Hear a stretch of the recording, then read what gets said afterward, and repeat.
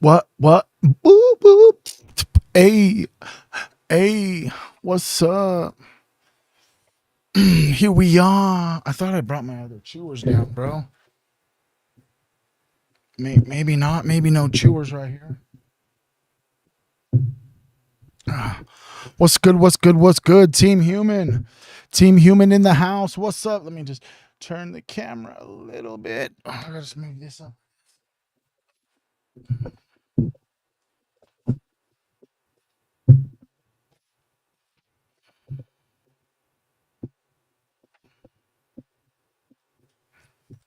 You would never really know, but this microphone that I've got right here is it's kind of big and bulky, bro. It's big and bulky, bro. Big and bulky, bro. What's up? We're here. We're here. We're live. We're live. What's up? Dang, we already got some people up over here on YouTube. What's up? What's up? What's up? If you're here, say what's up. If you're here, say, hey, happy Friday. Happy Friday. Happy Friday to you. We're going to play a game today. It's a gratitude game, actually, so I hope you're going to stick around. That's what we're going to be doing for today's mindful message is a little gratitude game. And then I actually have some clips that we're going to watch regarding some things that are happening on the internet. And then after that, we're going to look into web and actually see what the files have to say about what actually happened on September 11th, 2001 in New York City. I don't know where we're going to end up or how long we're actually going to be live. Today was, you know, we had a little roadblock because Candace Owens decided that she was just going to randomly have a little video today. What's up? Who's here? What's up, you guys? Who's here? We got Kelty, Scotty, Wheels in the house, Becky, Tanel is over there. We don't got nobody up on Facebook. That's insane, bro. That's insane, bro. Let me come up over here to the YouTube real fast because I got to switch this image. I got to switch the image. I got to switch the image to a different image. A different one. A different one. To just a trippy one. Just a little trippy one. What's up, Melissa? Happy Earth Day. Can we get everyone to say Happy Earth Day? Happy Earth Day. What's up, dude? Psst. Hey, I love you guys. Who's up in here? We got 2 people up over here on YouTube, bro. What's up? What's up, YouTube? We're here, bro. Let me just go ahead and make sure I take this link right here and just go like this and share the link. Make sure I share this link over here to the chat, bro. To the chat, bro. To the chat.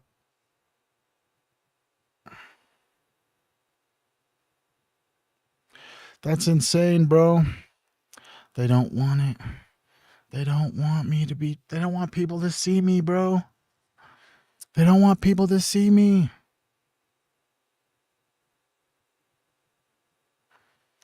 That's why there's 0 people here on Facebook. Can everyone just jet over to Facebook, bro? Can everyone jet over to Facebook and just type in FU, Mark? And then smash the like button a bunch of times. Try and get that algorithm going a little bit. All right. Anyways, I got a little stuffs to get up into. Who do we got up over here? We've got 5 on Twitch. All right.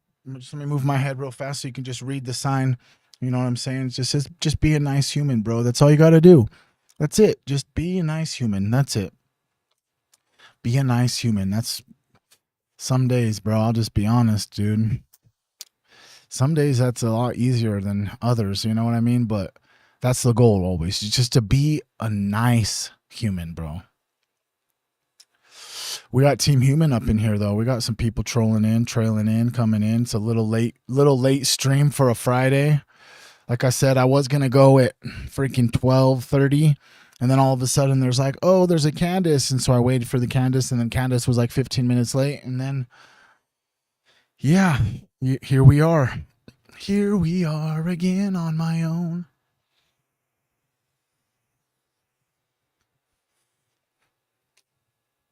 You know what I mean? Here we are again on my own with nothing but a dream.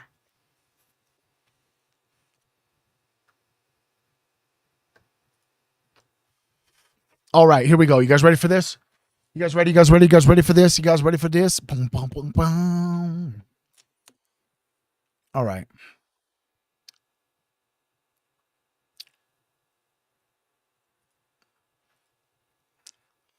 Cheers. There are two kinds of people that are scrolling right now. The ones who treat being a human like it's just another day to get through. And then there's the ones that are willing to admit, even for 5 minutes, that this whole entire thing is absolutely wild, but in the best way. One group sees life as a checklist. The other sees life as a collection of tiny impossibilities that somehow work. Like gravity holding you to a planet that's spinning, water flowing through your body and the world, your brain turning sound into meaning, and your heart turning experiences into memories. So before we go any further, everybody who's up in here, I need you to pick a side inside yourself. Are you treating today like background noise?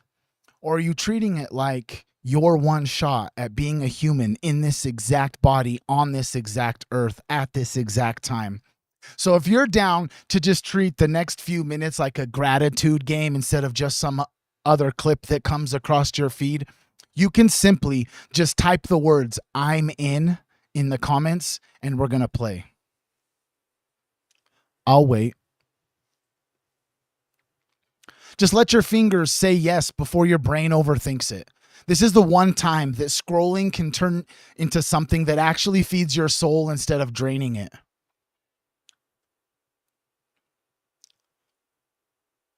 Okay, so here is the first one. You guys ready for this?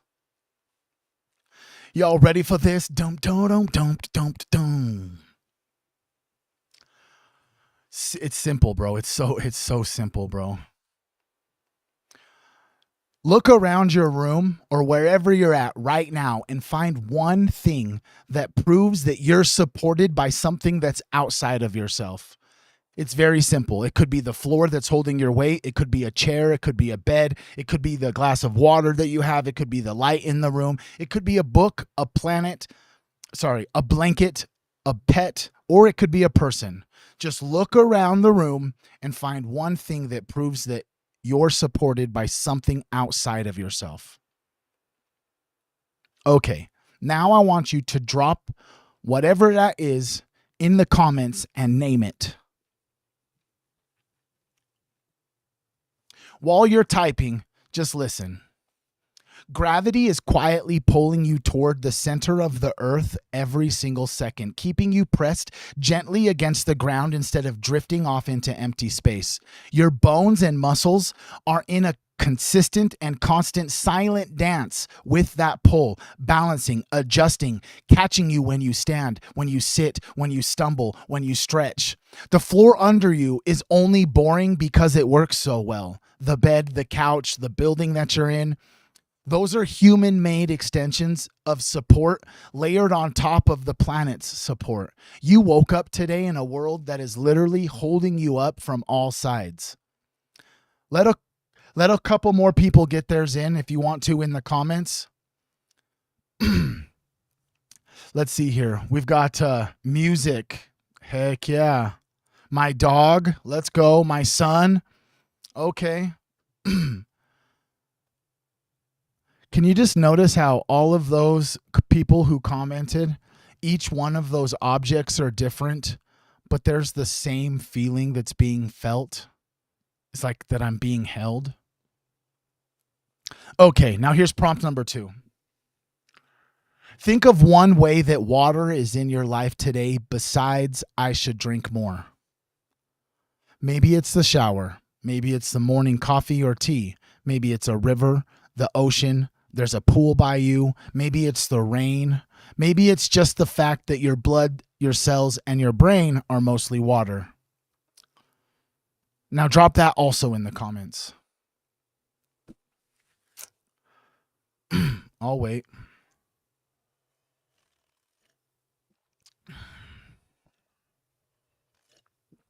Now, while you're commenting, listen to this. Inside of your body, water is quietly traveling and it never actually stops moving. It carries oxygen and nutrients through your body. It helps clear out waste, and it keeps your temperature in a range where your life can actually happen. Every thought that you think, every emotion that you feel is happening in a brain that is largely made of water. It's literally like batched in a fluid that protects it and cushions it. Now, if you zoom out, it gets even just a little bit wilder. Earth just so happens to orbit the sun at the distance where water can even be liquid, not frozen or solid all of the time, not boiling away into space. Liquid water is one of the core reasons life is even possible on this planet. Why we even exist. So that shower that you had, the cup of coffee or water, the river, the puddle that you step over, they're not just there, bro. They're literally part of a planetary circulation system that keeps running through you. So just give another shout out. Let the comments stack up. I can see by all of them pouring in that you're literally watching gratitude flow in real time, bro. Now here's the third prompt. Y'all ready for this? Think of one word or one phrase that has changed your life in some way. Maybe it's I love you, it's I'm sorry, it's you're hired, it's over, I forgive you, you're okay. Or the first time someone told you that I'm proud of you. And just please comment whatever that phrase or word is. And then when you're done commenting that phrase and you see all the other people commenting, every phrase you see in there in the comment section is somebody's whole story literally condensed into just a few sounds. Now, here's what's happening when someone says words to you, bro. Tiny ripples of air leave somebody's mouth. They travel across space, and then they hit your eardrum. They move 3 small bones inside of your ear. They shift fluid. They move hairs, and then they trigger a signal to your brain. Your brain then matches those frequency sounds with patterns that you've learned over the years. Love, sorry, stay, go, yes, no. And suddenly, that vibration becomes meaning. Meaning becomes a feeling. And then that feeling becomes a memory. That's really all language is. It's air movement pattern, and yet it can completely change the direction of your life. The fact that someone could say a sentence to you once, and you can still feel it years later, is a miracle of biology and your story all woven together. How crazy is that? Okay, last one. I want you to just think of one good memory, even a tiny one, bro. Like that you're grateful to carry. It could be like laughing with somebody that you love, the sunset that you saw, a song that hit right at the right moment, a conversation where you finally felt understood, the first time that something actually started to work out.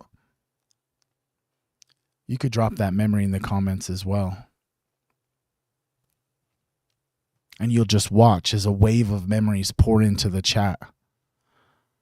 Each one is like its own tiny little universe. Because your brain is actually doing quiet magic. It's reactivating patterns of activity from a moment that is no longer here. Rebuilding the sights, sounds, feelings from scraps of stored information. Neurons that fired together years ago are now firing together again, giving you a second chance to feel that laughter, that peace, that connection. Memory means that you just don't pass through life. You really just like actually carry pieces of it with you. And you get to time travel without even moving your body. Even if this whole week has felt super heavy, the fact that you can close your eyes and feel one moment where things were okay is your nervous system simply reminding you this is not the only kind of day that exists. Just pause for a second and really think about that. I really love you guys, bro. Now, if we just zoom out with me for a minute. In the last few minutes, okay, we watched so much different people comment so much different things when we noticed the support of our environment, whether it was the floors, the furniture, the roofs, the people. And then we recognized that we are basically a walking bag of water that somehow learned to love, think, create, and heal. And then we just got to honor the way that the air is moving through your throat to become a language that can literally rearrange people's hearts. And then we also just got to give a shout out to the old cranium, our brain up there, and remember that it can pull whole entire movie scenes out of the past and let you feel them again right now. But I'm just going to keep it simple, bro. We all know that none of that's guaranteed. But it is all happening continuously. You're not just someone on the other side of this screen. You're a stack of physics, chemistry, biology, history, consciousness, standing in one place at one time on one world, getting to say, I'm here. And when you tie all of those things that we talked about together, what you see is that your life is stitched from 1,000 invisible miracles. Gravity that never forgets you, water that never stops moving through you, language that gives you a way to share what you have inside, and memory that lets you carry light through the dark seasons. And in all of that, grateful that you just woke up today. So if you've been like, if you've been feeling like today is nothing special, or that you're just failing at life, or like you're just getting by, let this be proof that even on an ordinary Friday, you are sitting inside something and you are itself extraordinary. You're here, bro. Grounded by forces that you can't even see, filled with water flowing in ancient cycles, able to turn air into meaning and turn moments into stories.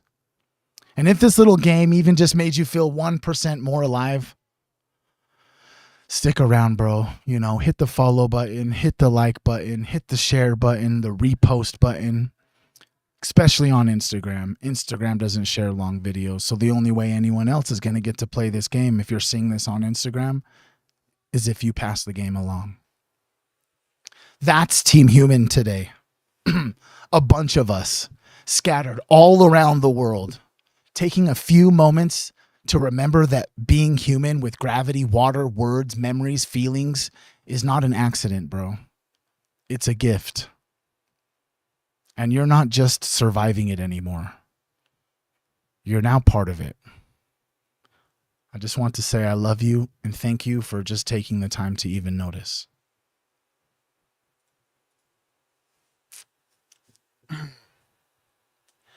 Damn, homie. In high school, you was the man, homie. I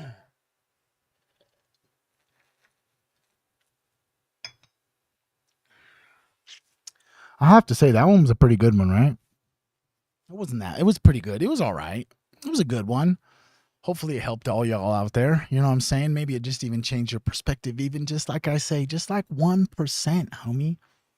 Can we get some like just hearts in the chat and just flood the chat with love, bro? Because you know what we're going to do today? We got some clips to go over, bro. We got some clips to go over, bro. You guys know what happened at the freaking Tyler Robinson hearing today, bro?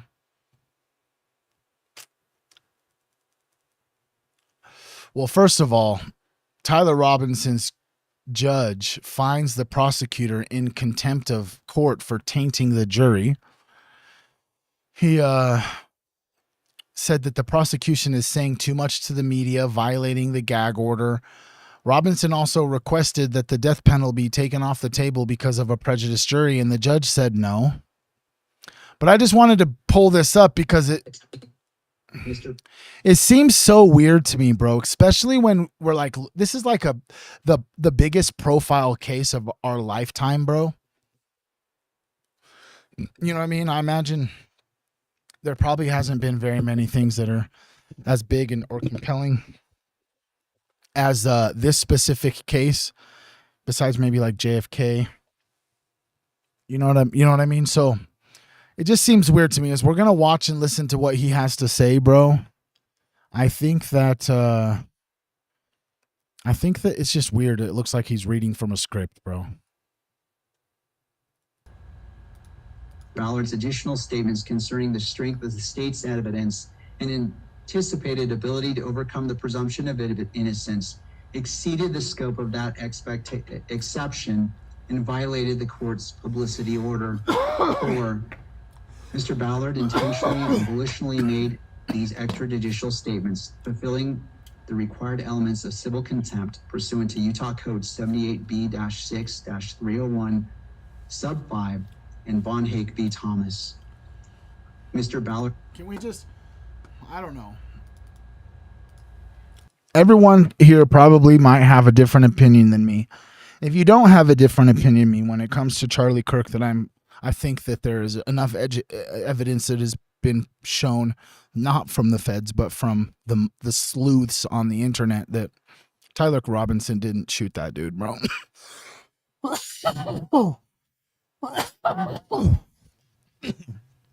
Specifically because you know what's really weird, bro? Is how it seems to me that it's obvious to anyone that's talking or about this stuff that everybody knows that Lance Twiggs is the anomaly, bro. That this transgender furry person that provided really an accomplice, just like Jeffrey Epstein's accomplices, right? Like the fact that this person knew that Tyler Robinson was going to go and do this and didn't say anything to anybody or warn the authorities in any sort of way. And it's like that dude's like boyfriend, bro. I don't know. All I have to say is there's just too many connections, bro, to other assassinations, bro. It does seem highly military. You know what I mean? The guys in maroon, like Candace has been saying, bro. Here. Let's just listen to what old Alessi has to say.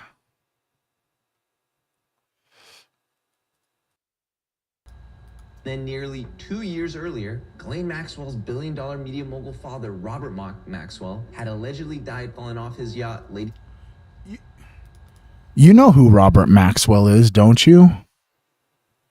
Yeah, Ghislaine Maxwell's dad, who was an Israeli spy and worked for Mossad, and then somehow started some publishing companies here in America, and eventually a very large, I don't want to say all, but high percentage, 90-80% of all kids were actually reading out of textbooks in all of their schools that were published by this individual, Robert Maxwell.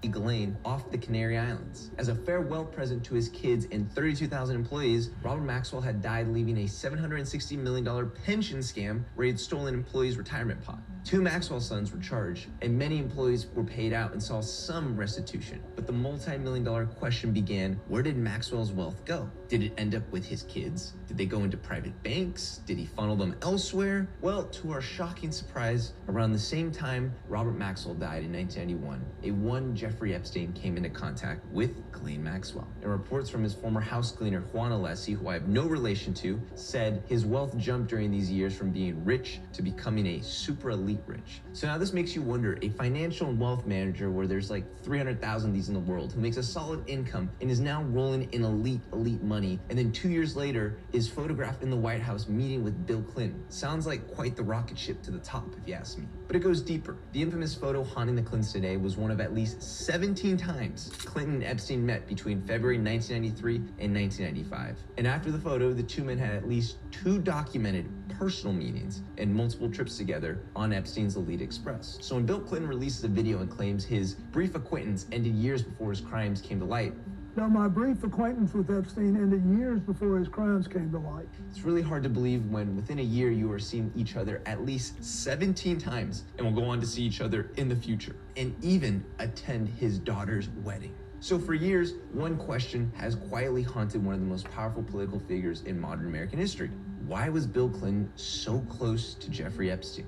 Not once, not briefly, but across private flights, exclusive gatherings, global trips, and a relationship that continued even as disturbing allegations around Epstein were already circulating behind the scenes. Yes, I know who Sad Guru is. Let me just...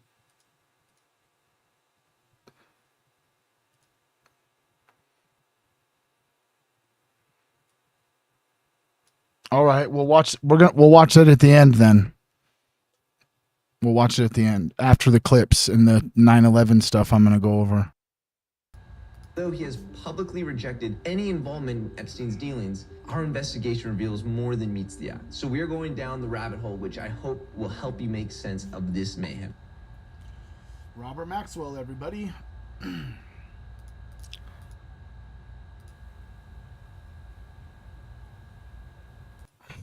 Roberto Maxwelli. Roberto Maxwelli. Let's just hear what Tucker's got to say.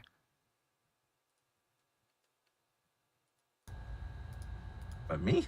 It was about a dinner that you'd had with Charlie and Erica Kirk. But on that topic, I wanted to ask, what was your last conversation with Charlie Kirk? You know, I don't remember, and I've never gone back. I got sucked into some lawsuits, and so I put my text on auto-delete, which I never should have done. Fox entrapped me in a lawsuit that I wasn't even in, whatever. It's such a boring story, but the result of it was I've always saved everything because I've been a journalist my whole life, so I like save things. But I put my text on auto-delete. I've since, whatever, changed that, but I don't have... By the time I checked, they were all gone. So I don't know when I last I texted him a lot. And so I don't remember, but he was here in this room the summer he was killed on September 10th. And he was here not that long before. I mean, there was a lot of drama about me speaking at the Turning Point event in December. Not for me, I was happy to, but there was so much pushback against that I had many conversations with him about it, and they were all basically along the lines of this. I said, oh man, this is awful for you. I don't care, by the way. I talk enough. No, I insist. I'm not giving into this. All the neocons, all the agents of Israel were pushing him really hard to cancel me. Trump's just getting elected against cancel culture, and all of a sudden, Josh Hammer and that weird weekend host on Fox are determining who's allowed to speak in public. And the whole thing was so crazy. I couldn't believe what was happening. It was just a foretaste of what we're going through now. But anyway, whatever. The point is, I talked to him a lot about it, and I was always like, dude, I do not need to do this. And he was absolutely that's true. He was absolutely insistent on it. And his views on Israel were not very different from mine at all. So there's, of course, a big effort to lie about that. But it is a lie. Because I talked about him a lot. And so anyone who's telling you that he was a blind supporter of Israel is lying, or didn't talk to him. But I did. I talked to him a lot about this topic. So, I just wanted to point that out. You guys are familiar with Tucker, right? That's the only reason I wanted to show you this clip, is I wanted to bring it to right to that point. Tucker Carlson himself said out loud that his views on Israel were pretty much the same as Tucker Carlson's, and we can see on the internet, if you're paying attention to this in any capacity, that they're doing whatever they can to try and take out Tucker Carlson. Everything except for Charlie Kirking him, which, not to say that, I mean, Charlie Kirk and Candace Owens are the two individuals that I like genuinely I'm concerned for their safety a lot of the time. Almost every single episode that they put out is it increases or reaffirms, like, I pray that they're safe. You know what I'm saying? I can't be the only one that feels like that, bro. I just genuinely feel like we are in a true war of good and evil, and the evil people, the evil people, Charlie Kirk, bro. They're willing to do whatever it takes.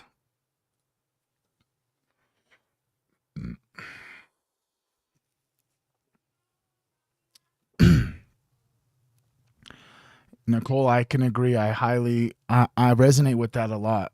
I don't think for one second that, in my personal opinion, that Jeffrey Epstein is dead. I don't think so. I don't know so, but I just don't think so. What do you think? Do you think he's alive? Do you think he's dead? Do you think he's got a body double? Do you think the video of fucking Ghislaine Maxwell in Canada or France or whatever, that was a body double, that the person inside of a prison isn't actually her? Like, what is it that you think?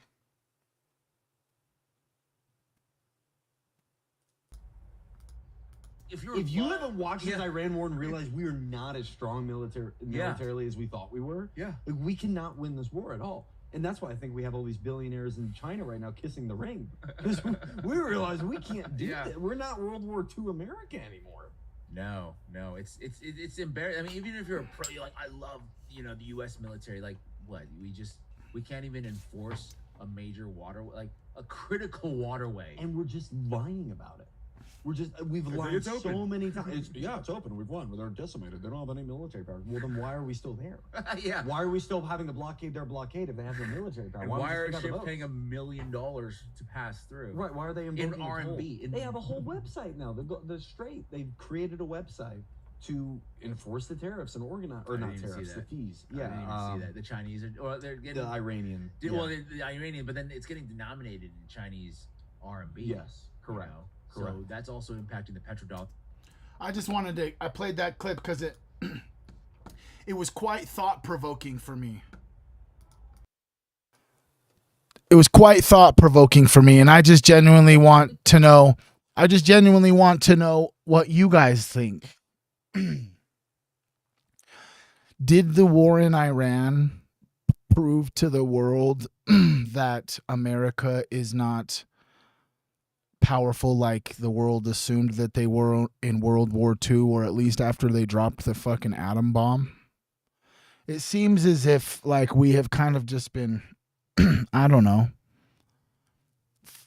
we have a lot of bark, you know what I mean, but when it comes to biting, they're telling us repeatedly over and over again, like, we're running out of ammunitions. They've shot down all of these fucking planes and whatever, you know what I'm saying? What do you think? I don't know. I just think that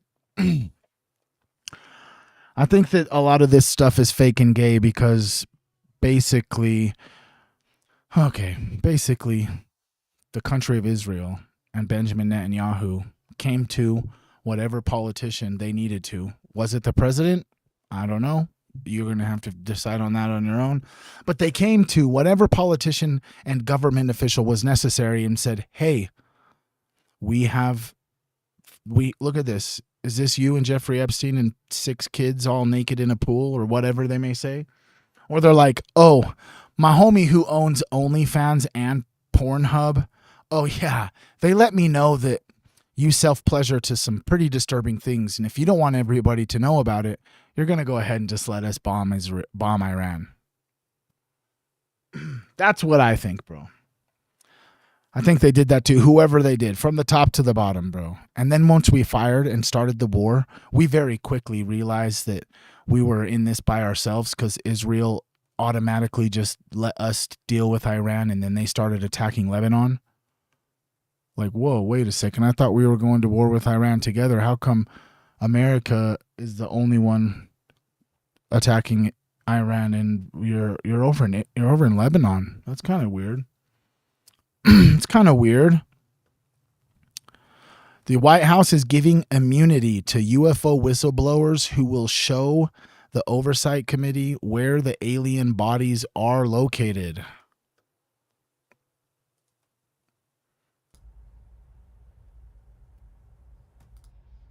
Know where locations of craft and biologics are, right? So we know for a fact that there have been a few very credible whistleblowers that we've talked to that allege that they have information specifically pertaining to this, but they're afraid of losing their clearances. So we have talked directly to the White House. Stephen Miller is absolutely incredible on this topic. And we are providing them with a list of people that will be given immunity in that they will not have to face retribution in the future for violation of their security clearance, or in some cases maybe the Espionage Act, whatever it might be. And that will be them going to the White House, divulging what information they have, and we're following up on it. I'm not saying that I have personally seen stuff. I haven't. Okay. I really just wanted to point that out because if you look at this video that's up over here on the right, this seems potentially like a real video to me, especially if it was a long time ago. You definitely can see the difference from the camera that's in this dude's hand who's recording Representative Luna. The light exposure for this other camera that was potentially in the 60s or the 70s, it does seem to be accurate with what my assumption of their technology, at least for cameras and stuff. Am I the only one that can resonate like that? I've seen this video, that clip, quite a bit, actually. Oh, here's another one. Check this out. Have you guys seen the fucking... They have acknowledged that it exists. You guys seen the images of the orbs over the White House, bro, in 1952?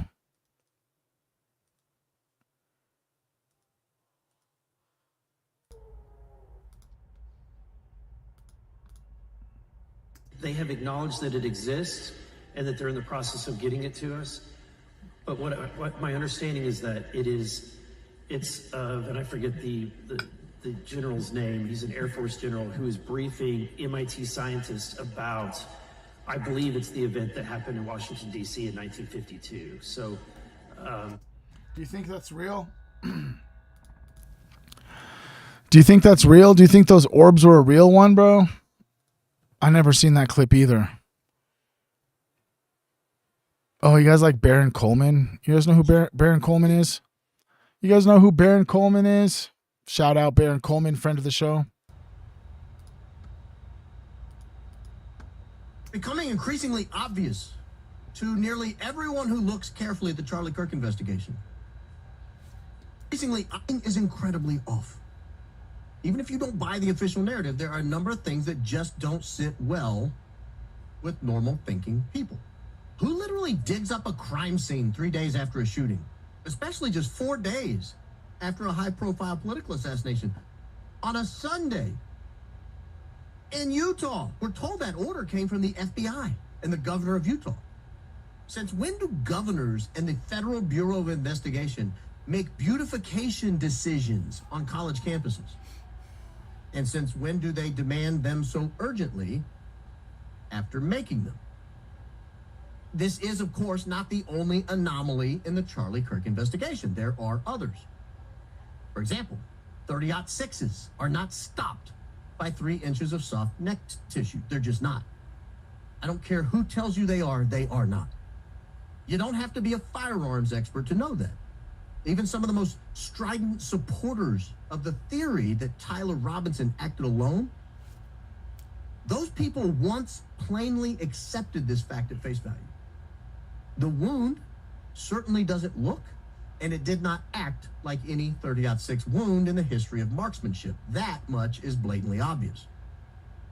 But it's not just the covering up of the crime scene and the impossibility of the wound having come from a 30-06. While most platforms now censor any display of the moment Charlie Kirk was struck, there are still a number of videos floating around out there. They're on X, they're on Rumble, they're on other platforms. And what they show is striking. At the moment of impact, supposedly by a single round to Charlie's neck, nearly everything on Charlie's body seems to react instantly to something that very clearly is not a single rifle round to the neck. The microphone under Charlie's shirt instantly starts to move from his right collarbone towards the center of his neck.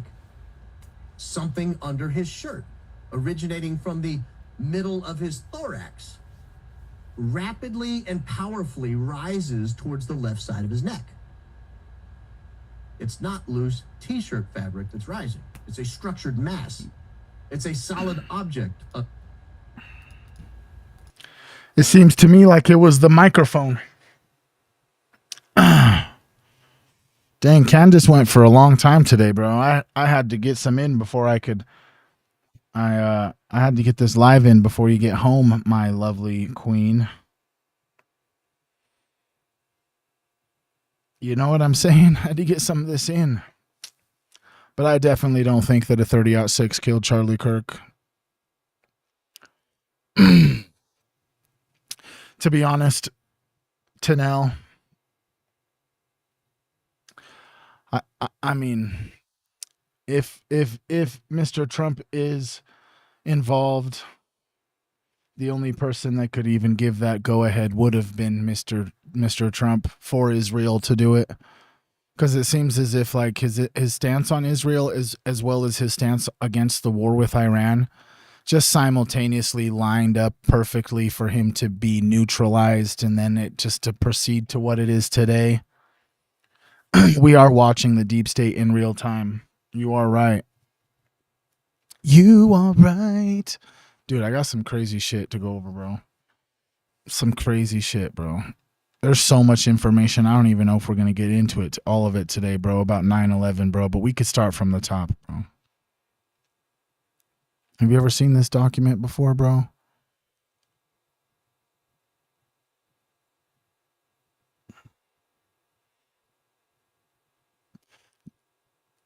How about this one? This one right here was a declassified Executive Order 14040. It says connections to the attacks of September 11th. The FBI wrote this in 2021, 20 years after the fact of 9/11. The purpose statement says it all: to consolidate information regarding the involvement of personnel and entities controlled by the Saudi Arabian government. The Embassy of the Kingdom of Saudi Arabia and its affiliates within the United States with the attacks of September 11th. The FBI calls it a Saudi Wahhabi Salafi militant network that was created, funded, and directed and supported by the KSA and its affiliated organizations and diplomatic personnel within the U.S. The Bureau says in plain English, the Saudi Arabian government officials and intelligence officers were directly operating and supporting entities involved with the hijackers support network, and that their involvement would logically be supposed to have the knowledge or concurrence of the KSA government. Insane. Saudi Arabia, huh? Funded it all? That's crazy. This is not a conspiracy theory, bro. This is the FBI's own assessment, written in 2021, is declassified, and it's sitting in an archive, bro.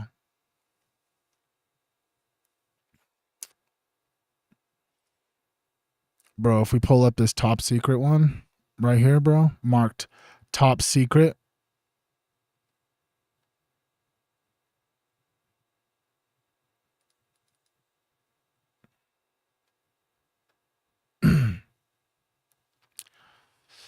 It says 11 September, the plot and the plotters. This is one from the National Security Archive, released under an FOIA.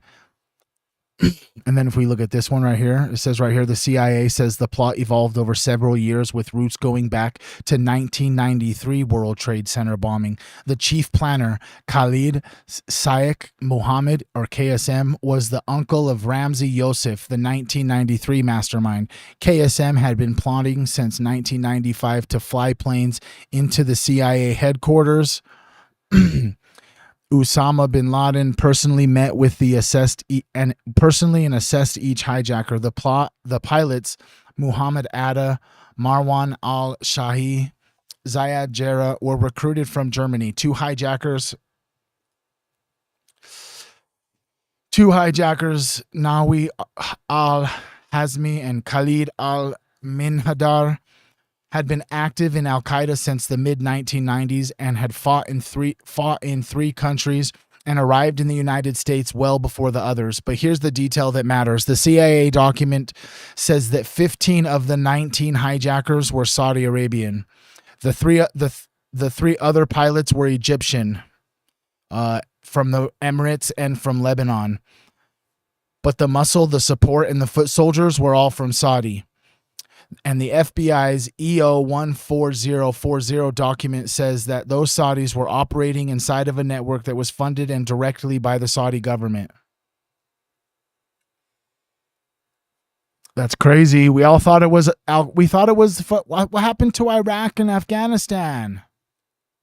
You know what I'm saying? It's now saying that. It's now saying the FBI and the government's own documents are saying that it was the Saudi Arabian government. I thought Saudi Arabia was like our homie now in the war with Iran or something like that. I thought Trump and the Sultan of Saudi Arabia are fucking butt buddies. I thought. It's weird, right? They're the ones that attacked us. It was all funded through them. Okay, so now if I pull up this document, it's dated June 11th, 2003, okay? Now for the war that came after. In 2003, a memo from the 9/11 Commission's own staff written by Mike Hurley and Dan Byman to Philip Zelikow, the Commission's executive director. It's titled Assessing Iraq's Links to Al-Qaeda.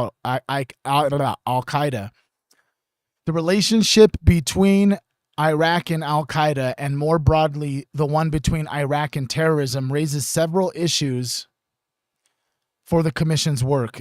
This issue is politically sensitive and analytically muddy. It may be best to start from a common sheet of paper.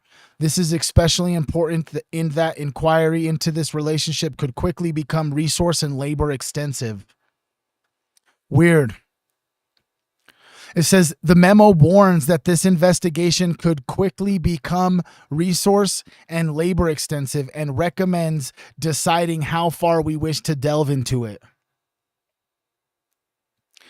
Then the next paragraph says, Deputy Secretary of Defense Wolfowitz argued for a war against Iraq as part of the first salvo into the war on terrorism, and then immediately after the September 11 attack. Not months later, not after Afghanistan, immediately. The memo also notes that Laurie Malloy, whose work was endorsed by former CIA Director Woosley and Richard Perel, had been claiming for years that Iraq was behind the 1993 World Trade Center bombing, the Oklahoma City bombing, the 1998 embassy bombings. This was an intellectual pipeline that led to the war. So basically, they're trying to say that all this has been connected for months and months and months, and they've known that these groups have all been behind it. Okay, so if the World Trade Center bombing happened in 1993, you're telling me that the FBI fucking had information about who did this and wasn't tracking those individuals? Come on now. Now, if we cross-reference that with document T3B10, this is Condoleezza Rice's hearing binder from April 8th, 2004. It contains Richard Clarke's account. Clarke was the counterterrorism czar. He writes that Rumsfeld raised attacking Iraq at Camp David on September 15th, 2001, and that Wolfowitz made the case for attacking Iraq during this round of war on terror. In Clarke's own words, captured in the commission files, it says Rumsfeld was saying that we needed to bomb Iraq, and we all said, no, Al-Qaeda is in Afghanistan. We need to bomb Afghanistan. And Rumsfeld said, there aren't any good targets in Afghanistan, but there's a lot of good targets in Iraq. That's insane.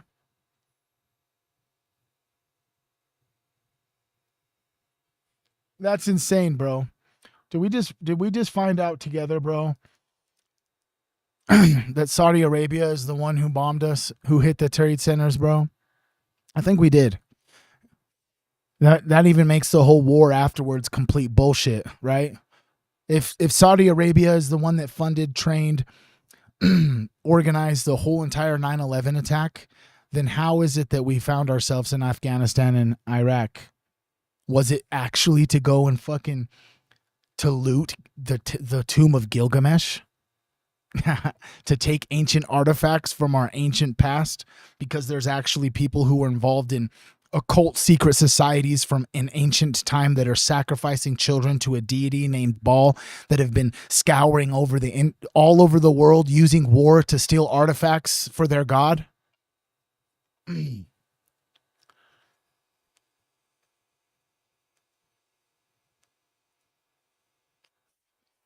Oh, look at this juicy hit piece. Could we have prevented 9/11? Shows that on September 12th, 2001, the day after, Bush pulled his advisors into a conference room and said, look, I know you have a lot to do and all, but I want you, as soon as you can, to go back over everything, and see if Saddam did this. See if it's linked to him in any way. That's from Clark's book, preserved in the commission files. The next day, not, let's find who attacked us. It was, see if Saddam did this. That's insane, bro. That's insane. And then if we pull up the Paul Kurtz memo mentioned in Rice's binder, Kurtz was on Clark's staff. He wrote on September 18th, 2001 for Rice, or he wrote a memo for Rice that found only some anecdotal evidence linking Iraq to Al-Qaeda and no compelling case Iraq planned or perpetuated the attacks. The Bush administration had an internal memo 7 days after the attacks from its own counterterrorism staff saying that there was no Iraq 9/11 link, and they ignored it anyways. And then we pull up this the Hurley Byman memo. It asks the forbidden question. It says, if there were not strong links after September 11th, was intelligence politicized by policymakers trying to build a case for the war? Crazy. So the memo's authors, working for the 9/11 Commission, asking this in June of 2003, 2 years before the Iraq war fully unraveled, and they already knew the answer. They just weren't sure how far they were going to delve into it. And finally, the smoking irony. Pull up the Saddam Hussein FBI interrogation notes. Let's do that. From the Baghdad Operations Center. June 28, 2004, Saddam sitting in a detention cell talking to FBI agent George Pirro. Saddam says the United States used the 9/11 attack as a justification to attack Iraq.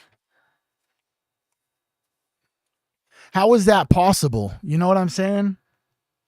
You're telling me right now that the president or the leader of Iraq was in a detention cell being interrogated, probably tortured by U.S. officials, and in the interview, he's telling them that I know for a fact that you guys staged 9/11 so you could attack me? Seems pretty compelling, bro.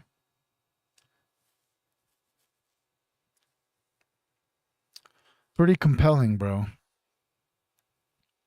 So here's what the files show.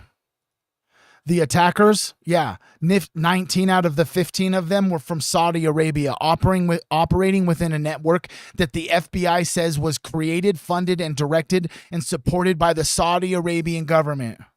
And then we get into the planners, bro. Khalid, Sheikh Mohammed, Osama bin Laden, Al-Qaeda, all confirmed by the CIA's own top secret assessment. The decision makers in Washington were told on September 12th, bro, the next day, to check if Saddam Hussein was involved.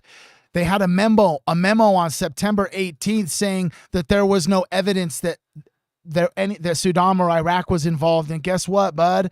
Guess what, buddy? They had the evidence that Iraq wasn't involved, and they just decided to go to war with Iraq anyways. And then 20 years later, we finally found out that our FBI is still calling it a Saudi Arabian state-supported network. How crazy is that? How crazy is that, bro? How crazy is that?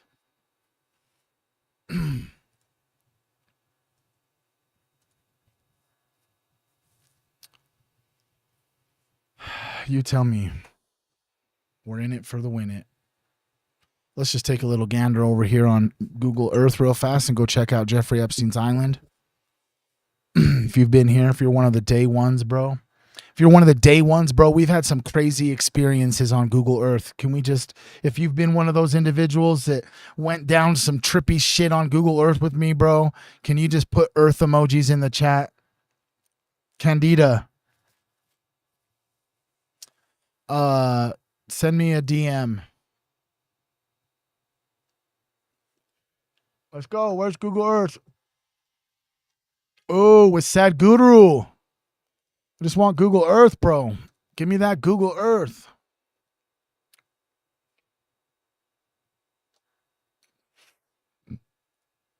Let's refresh that up.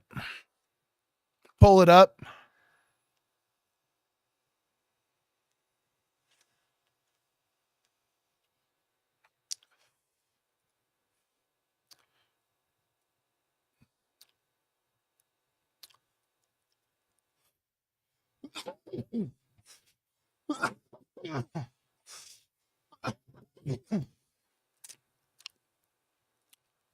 Nickelodeon. Oh, wait, doesn't it look like Nickelodeon symbol? Let's just go right here, bro. Pull up the Nickelodeon symbol.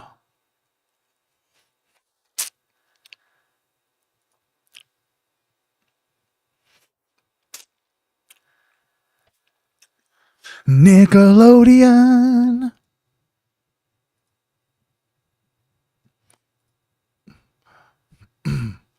Nickelodeon. You know what I'm saying? All right, let's see if there's any street view. Come up in close. Come up in here on clutch. There's the temple right there, bro. There's the temple, bro. There's the temple, bro. I haven't been up on here for a little while. Nothing. I was just like a little keep an eye on here on Google Earth, bro. You never know what's gonna happen. You just never know.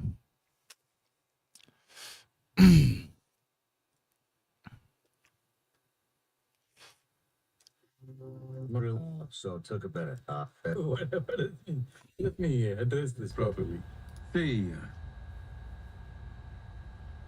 what is being in the moment? I know in America this has gone on like this. Everybody's talking about being in the moment. But one moment, Sean. Be somewhere else and show me. I mean, be present. Be present with what's going on. Be somewhere else and show me, no? Is it possible? It is. Huh? Not in my mind. In my mind, it's possible to be somewhere else. See, if you sit here and think of New York, you're thinking of New York, you're not there, right? Correct. If you think of yesterday or tomorrow, you're only thinking about it. So essentially, when people say, be in the moment, they're telling you, do not think about the past, do not think about the future. If you do not think about the past and future, you will be a dodo. Yes or no? Yes. It took millions of years to develop this brain to this level of capacity from a single-celled animal to here. Mm-hmm. And now they're telling you, don't think about the past, don't think about the future, because they don't know how to handle the damn thing. These kind of philosophies will destroy humanity. Interesting. You are anyway in the moment. Why should I tell you be in the moment? I'm telling you think of 1,000 things. What is the problem? The more you wish to do in this world, the more you have to think, isn't it? Correct. So don't think about anything except what is here. Is a silly way to live. I have at least 12 to 14 tracks in my mind all the time running. Otherwise, how do you do everything? Well, how do you balance? Jeez, dude. Right off the rip, Sadhguru just got my mind firing, bro. You guys got this? Your neurons are just fucking firing right now thinking about what he's saying, bro. Who else resonates with what he just said, specifically about right now having 14 different tracks all running inside my mind? Yeah. But maybe like 39 of them all the time. Some of them are running faster than others. Some of them are just slow playing, gathering data and information as we move on. You're right. He's kind of right. It's pretty compelling what he's saying about being in the present moment. Let's let him finish. Balance that. Arey, why are you off balance, I'm asking? You ask a child, a toddler, look, this is walking, because he's yet to know how to balance on two legs. Do I ask you, how are you, Sean, you came walking down the stairs, how are you balancing? You'll think I'm stupid or no? So I'm saying, when it comes to the use of the mind, unfortunately our education systems have left humanity largely crippled. They never taught you how to use this. They taught you how to use every other gadget in the world. Except this is the most sophisticated technology. Human mechanism, isn't it? Dude, homie's just dropping bombs, bro. I've said this, it's like the most sacred technology that we have. It really resonated with me so much when he just said that our whole entire lives, I got chills, bro. Our whole entire lives were programmed to learn how to interact with things that are outside of us, but never learn about what we are. I don't know if you can resonate with what he was just saying, and you can resonate with the fact that Sadhguru is definitely on Team Human, whether he knows it or not. You could just drop Team Human in the comments. It is. And human mechanism is not just body. It's a combination of body, mind, energy, emotion, everything together, isn't it? It is. And human mechanism is not just body. It's a combination of body, mind, energy, emotion, everything together. Only when you handle all these things well, in some way you can do something significant and you also be well. Otherwise, if you do something significant, you are broken. Otherwise, you do nothing, you dope and sit in the corner. Is that the way human beings should live? No. So, I am not an expert in being in the moment. The whole creation is in this moment. What is my business to be elsewhere? So you're telling me that your mind wanders just as much as everybody else's? Much more. Much more. Lot more. Many times more. That doesn't bother you at all. Why should it? Well, your heart is beating. Does it bother you? I just want to say, who else is like me, bro, that my mind is always wandering, bro. I'm always wandering. I'm thinking about the craziest things, going down these thought rabbit holes in my mind, bro. My mind's always wandering about all sorts of stuff. Doesn't bother you at all. Why should it? Well, your heart is beating. Does it bother you? Should I stop it? Tell me. No. Your liver, shall I stop it? No. It's not bothering you. So much they're doing right, all of them. Your heart, liver, kidney, spleen, doing many things right now. Is it bothering you? Shall we stop it? Only your brain you want to stop. What's your problem with that? Well, sometimes my thoughts do bother me. No. They keep me up. You do not want to stop the activity of your heart or liver or kidney or spleen. But only your brain activity you want to stop. Why, I am asking you. I don't like it when I'm talking to somebody and I can't remember the conversation because my mind is in a completely different world, thinking about something different. So if your heart is working, your liver doesn't work, is it? It's a complex system. All of them work at once, isn't it? So similarly, your mind is also made like this. It can do 1,000 things at once. But unfortunately, we've made them so linear. With our kind of thinking, our kind of education system, our idea of how to look at science, all these things have made us so linear. Now, if two things come, confused. You've been in combat. If you can't handle 10 things at a time, you're dead, man. Yes or no? Well, don't you think that, or do you think that being in the moment with another human being will develop a deeper relationship? Family, friends? No, I'm asking you, can you be in any other moment other than this moment, I'm asking? No. Then why such a teaching? I don't know. A lot of trash is being dispensed in the world. How do you deepen your relationships? Me, I'm doing wonderfully well with everybody around me. I see that. Not one, two, millions of them. Because human relationships are essentially need-based. You need somebody physically, you need somebody else mentally, you need somebody else emotionally, you need somebody else financially, like this. See, human relationships are largely built on their needs. Physical needs, psychological needs, emotional needs, social needs, maybe financial needs, and other kinds of needs.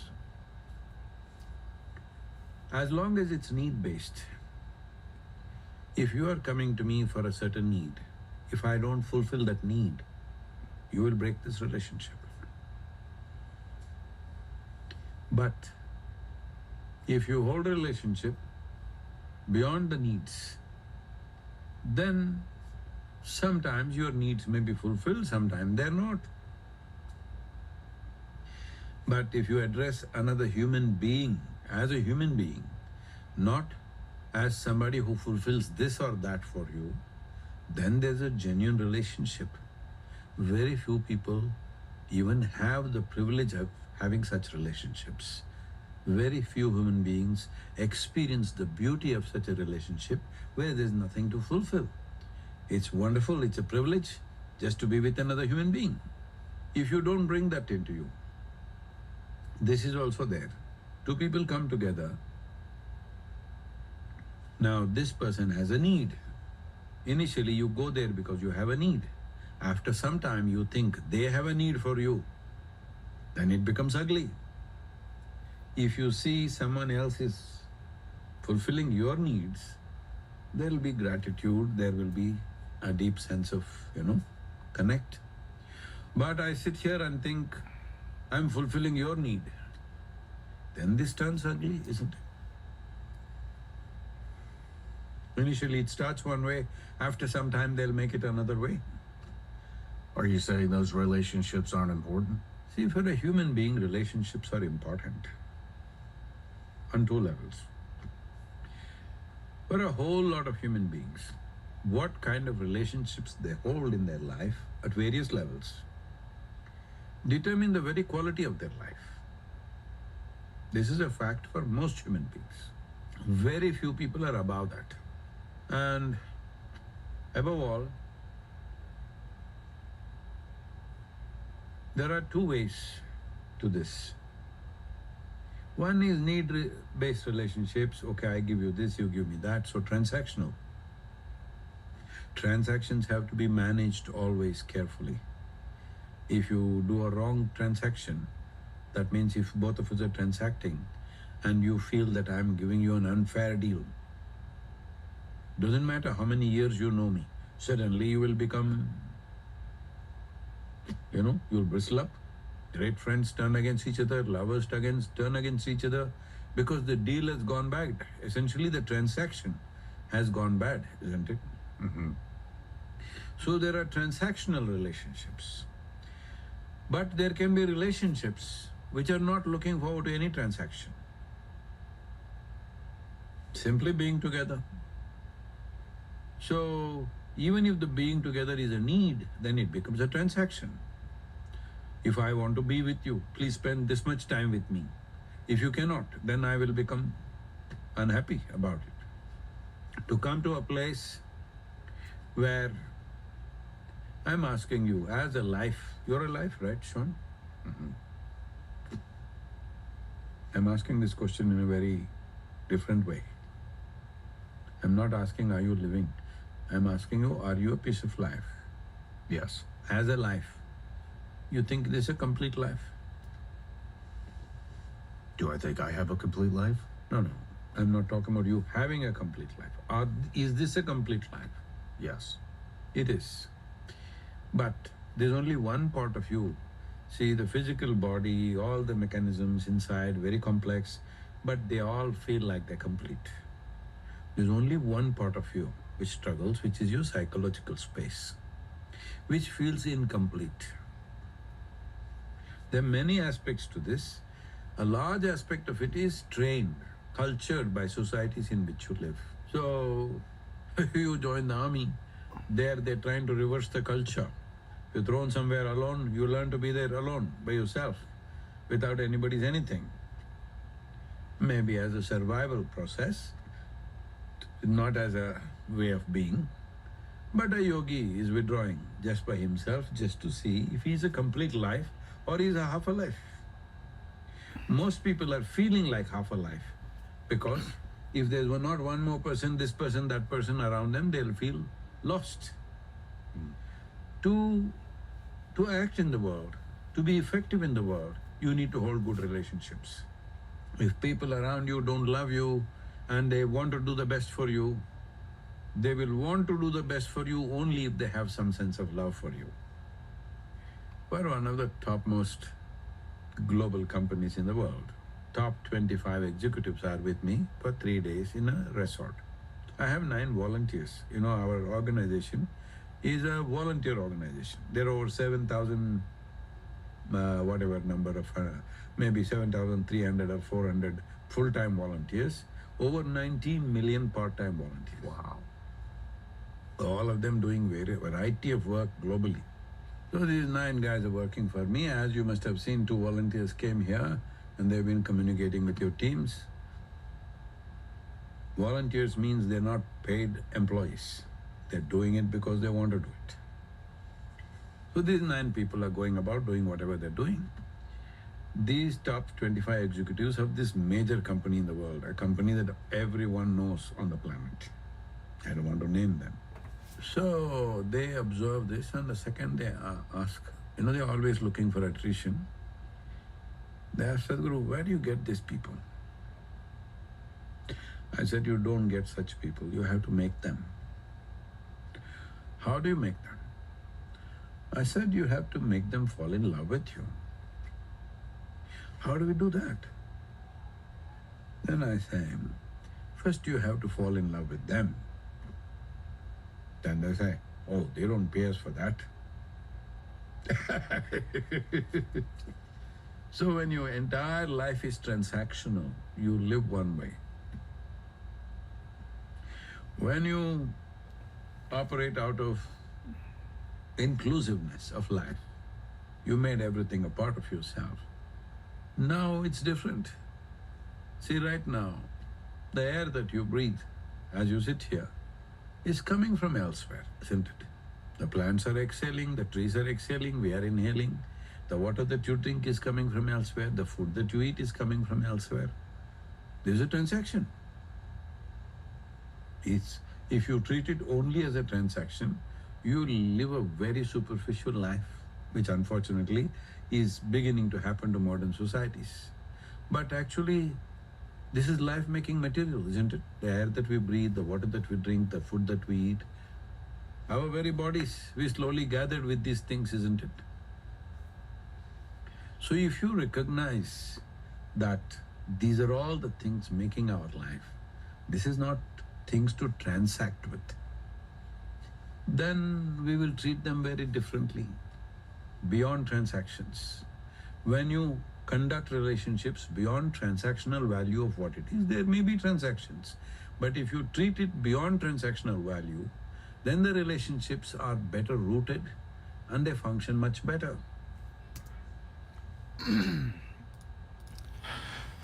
Dang, bro. Sadhguru dropping bombs, bro. Dude, I don't know if you guys, but like I sometimes when these monks and guides and these spiritual avatars who are on the planet right now start speaking, bro, sometimes I there's like some sort of vibrational magnetism is that is what I would call it. Vibrational magnetism, where I'm like almost entranced of just like listening to what this person is saying, you know? My wife's going to be here soon. We did start late today, so that's probably going to be it for today. I didn't really want to go over a whole bunch of heavy stuff because I didn't know if I was going to be able to get some breath work in. She's about to pull up any second. But Monday we're probably going to keep watching this, bro. I want to keep watching this. I will hold off. I don't know if you guys have already seen it. You guys have already seen it, but I love all of you guys for real. I hope you guys have the bestest weekends, bro. You know what I'm saying? Reach out to that one friend or family member that you haven't spoken to in a while because you have no idea how much just checking in on them will affect them. Make sure that you touch the bottoms of your feet to the earth, bro, at least for a few moments every day. If you can, get outside and get some sun. Hug humans. I wish I could hug you too, Scotty. Hug humans, bro. There's like this weird, magical, complex chemical reaction that happens inside of your mind when you hug someone that you love. Even when you just hug another human being, your guys' hearts actually like sync up in the electromagnetic field. It's pretty magical. I love all of you so much. If nobody's told you today, I'm proud of you, homie. Thank you guys for always showing up for me. I really, really, really appreciate it. It means the world to me, guys. And I will see you on Monday. Peace.